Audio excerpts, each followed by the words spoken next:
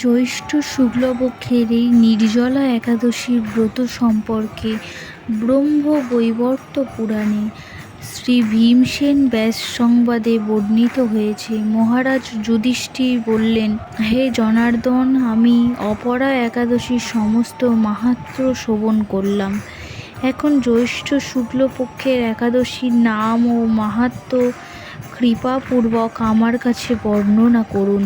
শ্রীকৃষ্ণ বললেন, এই একাদশীর কথা মহর্ষি ব্যাসদেব বর্ণনা করবেন, কেননা তিনি সর্বশাস্ত্রের অর্থ ও তত্ত্ব পূর্ণরূপে জানেন।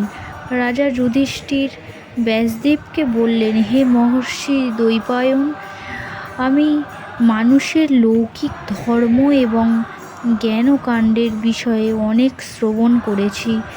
আপনি যথাযথভাবে কিছু ধর্মকথা এখন আমার বর্ণনা করুন।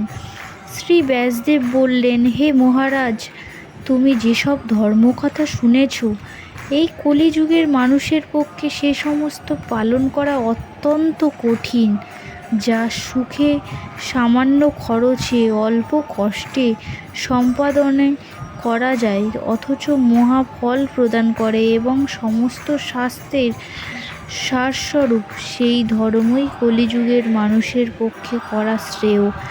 সেই ধর্মকথাই এখন আপনার কাছে বলছি। উভয় পক্ষের একাদশীর দিনে ভোজন না করে উপবাস ব্রত করবে। দ্বাদশীর দিনে স্নান করে শুচিশুদ্ধ হয়ে সমাপনের পর শ্রীকৃষ্ণের অর্চন করবে। এরপর ব্রাহ্মণদের প্রসাদ ভোজন করাবে।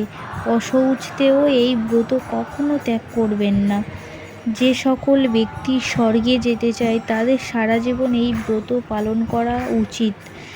পাপকর্মে রত ধর্মহীন ব্যক্তিরাও যদি এই একাদশীর দিনে ভোজন না করে তবে তারা যমযাতনা থেকে রক্ষা পাবে।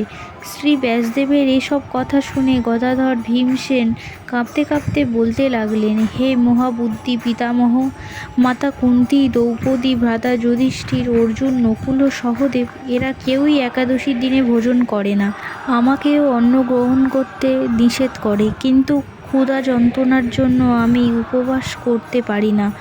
ভীমসেনের এরকম কথায় ব্যাসদেব বলতে লাগলেন, যদি স্বর্গাদি দিব্য ধাম লাভে তোমার একান্তই ইচ্ছা থাকে তবে উভয় পক্ষের একাদশীতে ভোজন করবে না। ভীমসেন বললেন, আমার নিবেদন এই যে উপবাস তো দূরের কথা, দিনে একবার ভোজন করে থাকাও আমার পক্ষে অসম্ভব, কারণ আমার উদরে বৃকোদর নামে অগ্নি রয়েছে। ভোজন না করলে কিছুতেই সে শান্ত হয় না। তাই প্রতিটি একাদশী পালনে আমি একেবারেই অপারগ। হে মহর্ষি, বছরের একটিমাত্র একাদশী পালন করে যাতে আমি দিব্য ধাম লাভ করতে পারি, এরকম কোনো একাদশীর কথা আমাকে বলুন। তখন ব্যাসদেব বললেন, জ্যৈষ্ঠ মাসের শুক্লপক্ষের একাদশী তিথিতে জল পান পর্যন্ত না করে সম্পূর্ণ উপবাস থাকবে, তবে আচমনে দোষ হবে না। ওই দিন অন্ন গ্রহণ করবে না, করলে ব্রত ভঙ্গ হবে। একাদশীর দিন সূর্যোদয় থেকে দ্বাদশীর দিন সূর্যোদয় পর্যন্ত জল পান বর্জন করলে অনায়াসে 12টি একাদশীর ফল লাভ হয়। বছরে অন্যান্য একাদশী পালনে অজান্তে যদি কখনো ব্রত ভঙ্গ হয়ে যায়, তাহলে এই একটি মাত্র একাদশী পালনে সেই সব দোষ দূর হবে। দ্বাদশী দিনে ব্রহ্ম মুহূর্তে স্নান করে শ্রীহরির পূজা করবে। সদাচারী ব্রাহ্মণদের বস্ত্রাদি দান সহ ভোজন করিয়া নিজে ভোজন করবে। এরূপ একাদশী ব্রত পালনে যে প্রকার পুণ্য সঞ্চিত হয়, এখন তা শ্রবণ করো। সারা বছরের সমস্ত একাদশীর ফল এই একটি মাত্র ব্রতে উপবাসে লাভ করা যায়। শঙ্খ, চক্র, গদা, পদ্মধারী ভগবান শ্রীকৃষ্ণ আমাকে বলেছেন, বৈদিক ও লৌকিক সমস্ত ধর্ম পরিত্যাগ করে যারা একমাত্র আমার শরণাপন্ন হয়ে এই নির্জলা একাদশী ব্রত পালন করে, তারা সর্বপাপ মুক্ত হয়। হরে কৃষ্ণা।